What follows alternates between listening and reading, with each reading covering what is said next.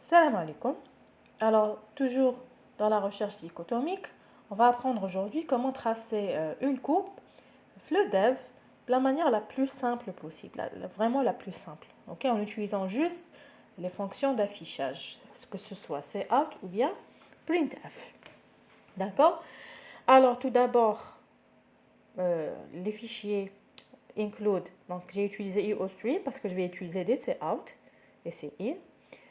Ensuite, vous avez le fichier math.h juste parce que j'ai eu besoin à convertir certaines valeurs en double. C'est tout. D'accord? Alors, toujours using namespace std, on en a déjà parlé. Donc, l'objet std pour les cout et les cin. Ensuite, c'est le compteur de complexité. Donc, la partie, on l'a déjà vu. C'est la même chose. Okay? Le compteur de complexité, initialisé à 0, la fonction de recherche dichotomique. D'accord? Donc là, je vais essayer de tracer la courbe de la recherche dichotomique, sachant que la courbe de la recherche dichotomique, c'est log n. D'accord? Log 2 de n. Alors là, c'est la même chose, c'est la même fonction qu'on a vue la dernière fois. Ok? Alors, pour pouvoir tracer la courbe de cette fonction, la courbe, c'est log n. Ok? Donc, il va falloir avoir plusieurs n, les tailles du tableau, qui vont varier. Et pour chaque taille, on va calculer la complexité ou bien le nombre d'instructions retournées par cette fonction recherche. Ensuite, on va obtenir un point, x, y, sachant que le x, c'est la taille du tableau, le y, c'est le nombre d'instructions. Et ensuite, on va pouvoir tracer notre courbe. D'accord? Donc, il va falloir plusieurs tailles. Pour chaque taille, le nombre d'instructions générées par la fonction pour avoir plusieurs points. Parce qu'on ne peut pas tracer une courbe avec un seul point. On est d'accord? Ok? Donc, maintenant, on va avoir besoin d'une fonction qui va nous générer plusieurs tableaux. Ok? On va faire varier des tailles. Donc, à chaque fois, je donne une nouvelle taille. Donc, cette fonction va me remplir un tableau de cette taille-là. D'accord? Et le tableau, il doit absolument être trié.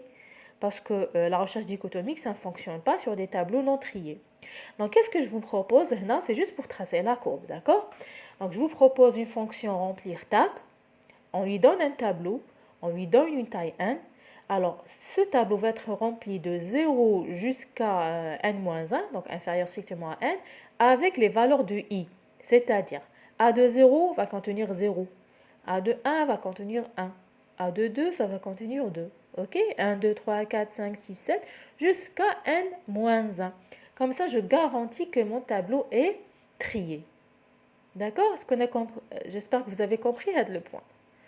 D'accord?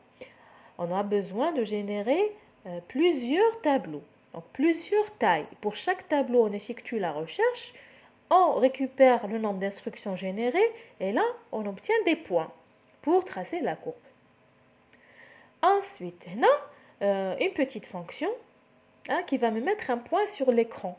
Donc là, je lui donne le y. Le y pour moi, c'est quoi? C'est le nombre d'instructions générées, le c en fait. Okay? Donc pour chaque n, je vais avoir un C différent. Le C, le compteur d'instruction. Un compteur d'instruction différent. Donc, la petite fonction va me permettre de tracer un point dans l'écran. Donc, qu'est-ce qu'elle fait tout simplement? Donc, c'est une petite boucle qui va de 1 jusqu'à Y.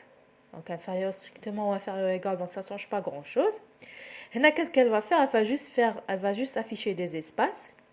OK? Ensuite, en sortant de l'espace, en sortant de cette boucle, donc elle va mettre un caractère spécial. Là, j'ai choisi le caractère spécial parce que la fenêtre de commande, il ne s'affiche pas. Ça va vous allez voir comment ça va être l'affichage. Mais vous pouvez changer ici. Vous pouvez mettre une étoile, vous pouvez mettre un trait. نتوما كيفاش حبيتو تكون la courbe تاعكم. OK? C'est à vous de voir, c'est-à-dire le format de votre courbe. C'est comme vous voulez. Donc là, j'ai utilisé le petit caractère pour dire un point, mais il ne va pas s'afficher comme ça à l'écran, vous allez voir. Ok?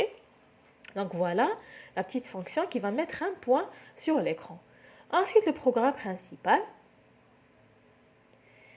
Alors, on aura besoin, bien sûr, d'une boucle pour pouvoir générer plusieurs tableaux, donc plusieurs tailles. Ok? Plusieurs tailles. Un tableau. D'accord, le tableau, vous donnez une taille maximale que vous voulez. Donc, il y en a selon le nombre de n que vous voulez utiliser. Hein? Ça dépend le n. Ensuite, c'est le nombre d'instructions. Pour chaque tableau, je vais récupérer le nombre d'instructions. Fait de la variable y. D'accord? Ensuite, donc c'est juste un petit message. Donc, avant la courbe, okay? Un saut de ligne, c'est tout. Juste un saut de ligne. Alors, la boucle, c'est pour les n. OK?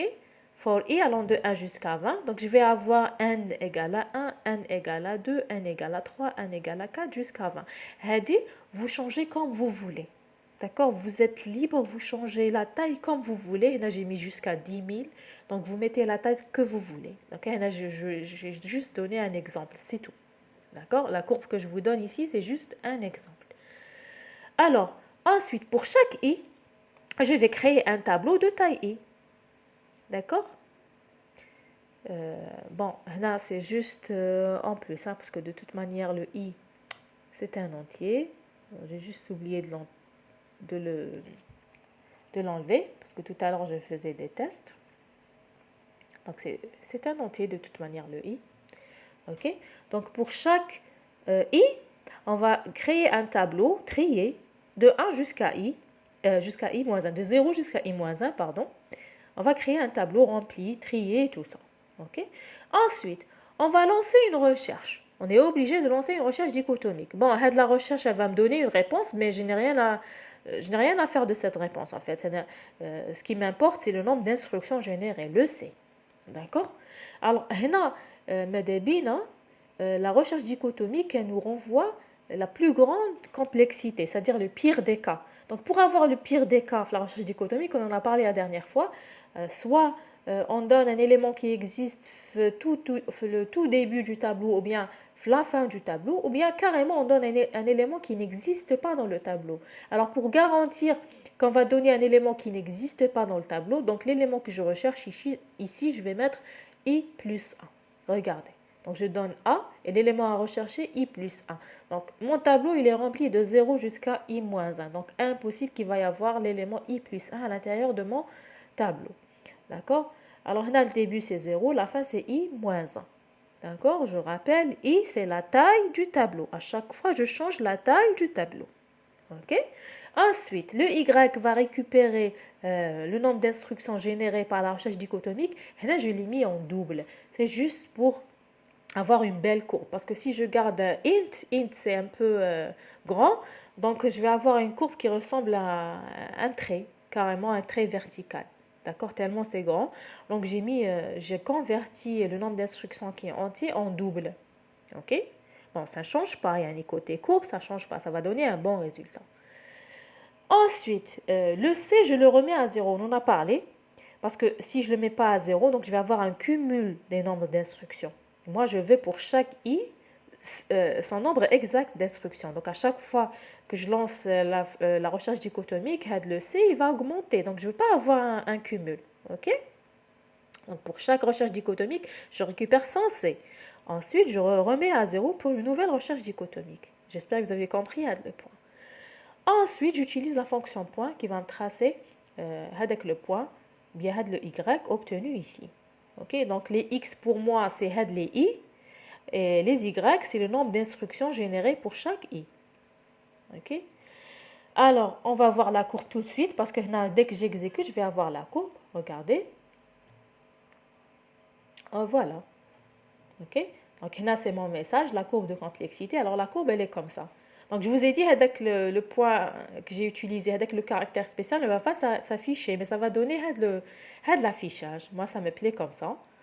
Donc, si vous voulez avoir un autre caractère, le trait, l'étoile, comme vous voulez, donc vous le changez, faites avec la fonction point. Alors, on a juste précision, parce que vous allez me dire que ça, c'est pas le log. Juste pour précision, on a c'est-à-dire l'espace a été inversé. L'espace de dessin a été inversé. Alors, les x, c'est de ce côté-là, x, c'est là, et les y, c'est en bas. OK? Donc, la flèche, elle est comme ça, en bas. Donc, les x comme ça, et les y comme ça. OK? Le ma'lum a été inversé, c'est tout. Hein? C'est la courbe du log exact. OK? Voilà pour la courbe de la fonction dichotomique. Donc, je vous la donne. Vous pouvez la rajouter à l'autre menu qu'on a fait la dernière fois. De la fonction. Vous pouvez la rajouter, faites le case si vous voulez. Ok, le nombre d'instructions exécutées. Donc, vous pouvez rajouter à de la partie là-bas, tout simplement. Ok, alors merci, on se retrouve la prochaine vidéo pour les listes chaînées.